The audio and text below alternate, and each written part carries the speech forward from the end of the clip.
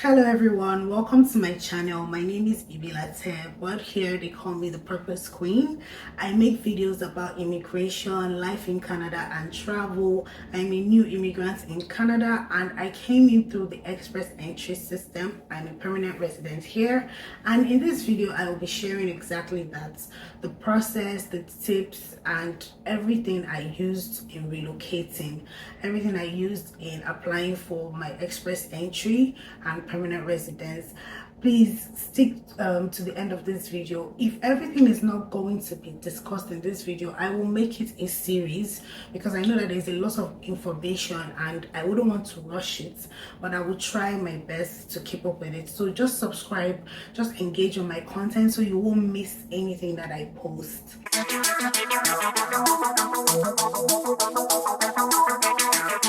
So I'm going to start this video by explaining what express entry is for the few people who may not know. I mean, I'm saying it's few people, but it might be a lot of people because I get asked how it works. Even when I was applying, when I went to submit my documents at the VFS in Lagos, Nigeria, some people, they were applying for student visa and work permits and they were asking how I applied for it. But you can actually come into Canada without coming in as a student or a worker. You can come in as a permanent resident, and that is what this express entry is about. It is an electronic system that the Canadian government uses to process applications for people who want to be permanent residents in Canada. And yes, you can do it with your family. You don't have to do it alone. You don't need an agent or a lawyer. If you have those, it's a plus, but you can do it by yourself. It's a step-by-step process, so there is no jumping the gun. Anything that is required of you, you have to present that, you have to do that, you have to take it one after the other. You can't just go from this point to that point to get it. So that is why it requires a lot of patience. What people don't know is that it actually took me 4 years to get it. Yes, you heard correctly, 4 years. I have my timeline here and I'm just going to narrate the whole experience for you. So express entry can take you from 6 months to any time for you to get your permanent residence, especially if you're applying from outside of Canada. If you're already in Canada, then it might be a quicker process because most of the time people become permanent residents after they have worked in Canada for a while. But you coming in as a permanent resident already, you have to show documents that entail that you have worked, that you have done certain things, that you meet certain criteria. Let me just put it like that without mincing words. So those things will make you qualify. Since you aren't already in the country, since you haven't worked in the country, you have to show certain skills that proves that you qualify to come into this country, and not just coming, to also be a resident, because you have to prove that you're coming in to add to the economy, you're coming in to be an upstanding citizen in their country. So how do you know that you qualify? You have to calculate your CRS score, which is a comprehensive ranking system, if I know correct, if I'm correct about that, because everybody just calls it CRS. But anyway, that is quite straightforward, and I will put down the link below. So in 2018, I had just graduated. I just finished my master's degree program, and I did that in the United Kingdom, in England to be precise. And there was when I heard about this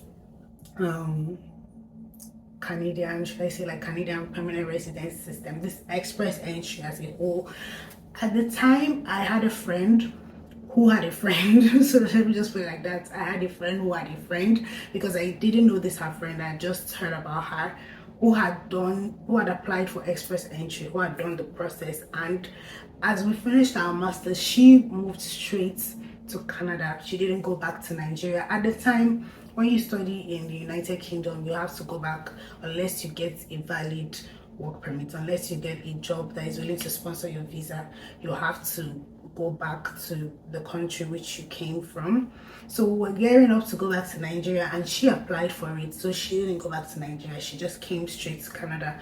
And on hearing about it, I felt like, okay, it sounds like a wonderful experience, it sounds like a wonderful opportunity. Let me just put it like that, point blank, because that is what it is. I mean, you don't have to do too much. And as God would have it, educational background matters. It increases your points in the CRS score system, and having a master's puts our points higher. So we began plotting and planning on how to apply for it.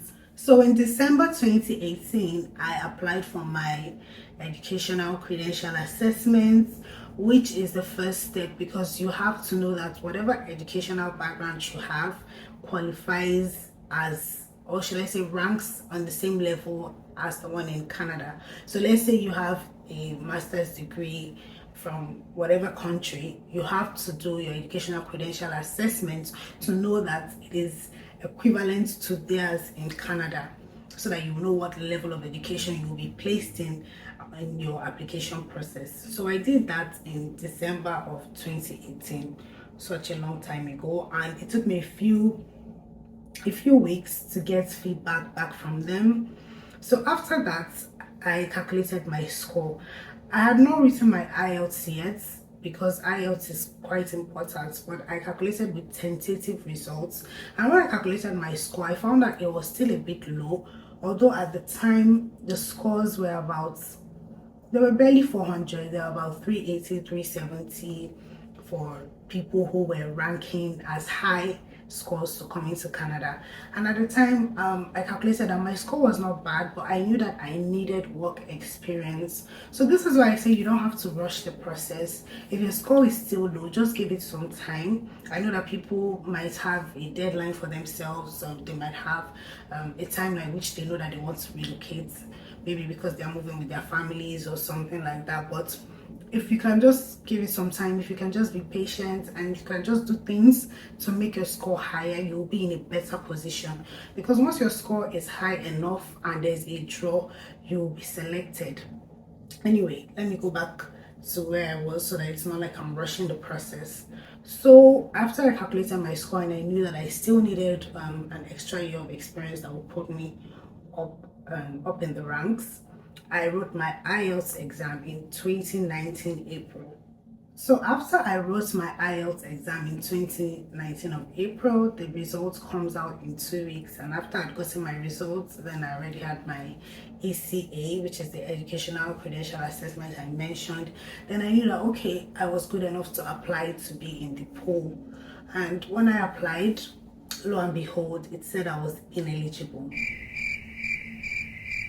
That was a heartbreaking moment for me, and that was in June of 2019. I was ineligible to apply, and guys, trust me, I had no idea the reason why I was ineligible. I felt like, okay, I calculated my age was right. I mean, when I calculated my score, I had my years of experience. Yes, it wasn't yet complete. I wanted 3 years. It wasn't yet complete 3 years, but it was pretty much, I still had like a pretty okay score that would at least put me in the pool. I don't have to be drawn immediately. I didn't mind to keep working till I got the 3 years, but regardless, I would still be in the pool, because you can be in the pool for a year before your account is closed. So guys, what happened? What went wrong? Don't worry, I will let you know the mistake I made that proved ineligible for me while I was applying. I applied again in 2019 November. Yes, so that same year I just applied in November, and it was still ineligible. But little did I know that the worst was even yet to come. Well, I call it the worst. Yes, the worst, but at the same time it turned out to be a blessing, which was COVID-19. COVID-19 hit and they stopped doing draws. So if you're watching this video, you're wondering what is a draw, because I've mentioned draw a couple of times. So draws are done 2 times a month, or should I say every 2 weeks, in order to select people who are eligible from the pool. The pool is, should I say, a waiting list for everybody who has applied for express entry. So you are just there on that waiting list, and when they do the draws, they pick people whose scores are the highest. So if they want to pick 5,000 people, they pick the 5,000 people with the highest scores. And trust me guys, it's random. So sometimes you might feel like, okay, my score is high enough. You know, maybe they didn't pick enough people that time, or maybe just wait and you might receive yours like the next day after the draw is done.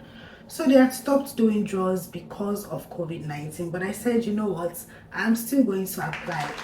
So I applied again in March of 2020, on lockdown. I think the whole world was on lockdown as of March 2020, and guess what, then I was eligible.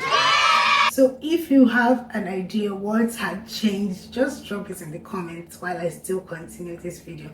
And while you're at it, don't forget to subscribe, don't forget to turn on your notification bell and like this video. Share with your family and friends. They might also be looking for a way to come to Canada, and they might find my story really interesting. So engage my content please, because there will be more like this coming up. So my story continues. I was in the pool from March 2020 till September 2020 when they did their next draw. There was so much uncertainty at the time because they're like, okay, COVID-19, if they do this draw, what's going to happen? So they did the first draw earlier in September. I wasn't among the people that were pulled, but I said, no problem, have no fear. When they did the second one that same month, praise be to God, I was pulled. And you wouldn't believe that after then they didn't do anymore. So everything just fell into place at the right time. So when you are pulled, then you are given a list of documents to provide based on what you have filled about yourself, based on your history, like your work experience and everything. So you will be given a list of documents to provide for your application process. So I was given 2 months, and before COVID usually I give 1 month to provide those documents, but now it is 2 months because they know that certain things were taking a longer time to process because of the whole lockdown and the world readjusting back, society opening up once again. So because of that, I was given 2 months to provide my supporting documents. November of 2020, which was 2 months after I got the invitation to apply. Invitation to apply is the process where you are giving the list of documents to provide. So I was acknowledged in November that okay, we've received your documents, and the next month, which was December, I was asked to go for my biometrics. I was given 2 months to go for the biometrics. If you've applied to Canada for whatever reason before and you've done your biometrics, you wouldn't have to do it again. So I went and did my biometrics in February of 2021 because I was given that much time. And at the time when I was asked to do it, I actually wasn't in Lagos. So I waited till I returned back to Lagos and I went to do it there at the VFS in Lekki. Okay, so usually after your biometrics, you have 5 months before you are asked to send your passports for your visa and to come into that country, which is Canada, obviously. And guys, guess what? I received another heartbreaking email. I received an email which told me that they weren't able to confirm that I would be able to come in within 5 months because they have a lot of backlog because of COVID. So at the time, they couldn't guarantee when I would be invited to come into Canada, like invited to submit my passport for visa. At this point, I just said, you know what? I can't put my life on hold. I can't. It was actually a sad moment for me. I know I'm narrating the story all smiles, and that is because I want you all to have faith. I want you all to not give up on the process. I want you all to continue no matter what the situation is looking like. I have some friends who their IELTS scores were low and they're discouraged to write again. Just write again, do whatever it takes. I was put on hold for such a long time. I mean, as much as I was, should I say, fortunate enough to write my IELTS just once, still, I mean, I was put on hold because of COVID. So it was still a very sad story, especially because there was nothing I could do about it. It's COVID. If it was even exam, I understand, okay, you have to rewrite. But at this point, I was left helpless. I wasn't given any time in particular. It was just open-ended.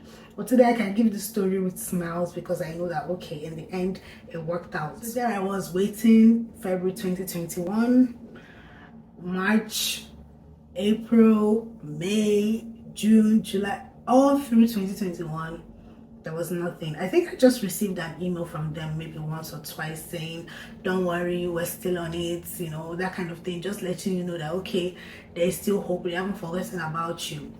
And lo and behold, 1 year later, February 2022, exactly 1 year later, I was sent another email that I need to redo my medicals because the medical which I had done, which was part of documents I needed to provide for invitation to apply, which I did. If you can recall from what I said earlier, I did that in October of 2020, because I was invited to apply in September, so I did all that in October. So they said it had expired because obviously it was over 1 year and I needed to redo another one. No problem, I booked an appointment and all the days were booked. In fact, I was given the last date. I booked an appointment for the medicals. You have to pay again, so there's a lot of money to be spent. I have to pay again, you have to do the process again. I said no problem, so I did it. I sent it to them immediately. That March, as soon as I received it that March, they asked me to submit my passports for my visa. Guys, you will not believe the joy. My visa was approved in April of 2022 and I was given a year to come into Canada because I had done a new medical. Because if you do your medicals, you have from the dates you did your medical till the next year to come into Canada. So since I had done my medical in February of 2022, I had till February 2023 to come into Canada. But I told myself, like, okay, there is no need to rush. Take your time, the same way you have been taking your time all through this process. Keep working, keep gaining experience, keep saving money, keep doing all of that, all the things that you were doing. Don't lose hearts, don't lose hope. Just continue, just continue, just take your time, calculate everything before you travel. Okay, so that is practically the end of my story. I came into Canada at the end of 2022 after I had taken my time to say goodbye to friends and family, to save up some money, to just calculate myself, gather myself together before traveling. I felt like since the process of application was slow, it was based on God's timing, then my traveling as well should not be rushed. I mean, I don't know if you see some wisdom in that, but this is my own experience, this is my own story, and like I said, I think I'm explaining it now with so much joy because I'm here, because everything worked out in the end. And I know that some people might be having difficulties in applying, but I just want you to take something out of my story, and I just want to tell you the few things that you can do if you are finding it difficult to apply. If you're finding difficulties at any point, maybe you have been found ineligible too, there are a few things that might be making you ineligible. Number one is your proof of funds. Ensure that your proof of funds are airtight, like there are no loopholes in the document. There's nothing making it look like this source of income is not sure or the money is not complete. Just ensure that it is airtight, especially if you're traveling with family, because proof of funds for family is usually higher. So ensure that the money is exact. Like if you're expected to come in with 15,000 Canadian dollars, ensure that that is what you're providing, that is what you're showing to them. Your work experience. So yes, if you guessed work experience, that is what was holding me back. That was why I was saying I was ineligible. So basically, because by profession I am a software engineer and my work experience has not been on only that, ensure that your work experience tallies. If maybe by profession you are a lawyer but you've worked as something else, ensure that there is enough, like you have enough experience on whatever that may have been. So if you're applying as a lawyer and you say you have work experience of 2 years, or you've only worked as a lawyer for 1 year and maybe you've worked in business management 1 year, then you actually don't have 2 years of work experience, because that is not what it looks like. Even you have to check, because there's something called NOC. You have to know what your NOC for your profession is. Some people are professional pharmacists, but maybe they worked in sales, like they were doing pharmaceutical sales in Nigeria. You have to check what that NOC is. It might not be the same for pharmacy here in Canada, because here when it comes to healthcare, there are different types. There are so many branches and they all qualify as different things. They're all classified differently. It might not be the same way it's classified in your own country. If you're traveling with your family, also ensure that your documents tally, things like name, everything. Ensure that there's enough proof binding you people. Ensure that there's enough proof showing that you are actually a family, that you're actually moving together and you're actually related. things you can do while you're waiting to increase your score. You can take up a professional exam. Maybe you have only one degree, you don't have a postgraduate, you can take up a professional exam. There's BCS, there is even, I think even ICANN qualifies, because I know that for lawyers in Nigeria, law school qualifies. So you can do things like that to ensure to increase your chances, to increase your scores. Rewrite your exams, your IELTS. Please do not be scared. The fact that you didn't get the score that you wanted on the first trial doesn't mean you can't get it eventually. Rewrite your exams. If you have studied French, you can also write French, because French is also qualified as a language assessment. It's either English or French, because those are the national languages of Canada. So if you want to increase your score, you can apply for TCF or TEF and write those as well. It will put you up there. And finally, get a job. I'll not say you're jobless, but if you are waiting, you can apply for jobs here in Canada that can bring you into the country, or at least jobs that have LMIA. That is enough to increase your points. That is enough to take you closer to becoming a permanent resident. Even if you're in Nigeria and you're looking at it like a proof of funds is low, like I said, I used all that period to be working and saving money, and it did me a world of good. So the longer you are waiting in the pool, or the longer it's saying you are ineligible, no problem, just keep working, just keep trying to build your whole portfolio, because that is what this is. You just have to keep doing these things to just prove that you are a skilled professional, because this is for skilled workers. This process is for skilled workers. I know that there are also other schemes you can use in coming to Canada, or rather there are schemes you can use in becoming a permanent resident, because there is the Canadian experience class as well. That one is for people who have Canadian experience, like maybe they've worked in Canada. That way they can apply to become permanent resident. But if you want to come in as a skilled worker, like you've never been here before, I had never been to this country prior to coming in. I didn't even know anybody in Toronto. I knew people outside of Toronto, I knew people in Calgary, but that's it. But look at me, like I came in by myself, and you know, I'm doing just fine by the grace of God. So if you stick to this process, if you follow it step by step, trust me, you won't miss anything, and in no time you will come in as well. We all want to do well. We all have different reasons why we want to relocate, and at the end of the day, we need to try our best to make those to make that so I said that dream, yes, because this is a dream for people. So you need to do your best to make that dream come true. If you've watched this video up to this point, I want to say thank you for watching. I want to say thank you for sticking with me. Please subscribe, because in the next one I will be sharing how much the process cost me and how much it costs now, because it's been a few years and it's not the same thing. And also I will be sharing some more tips on how to apply.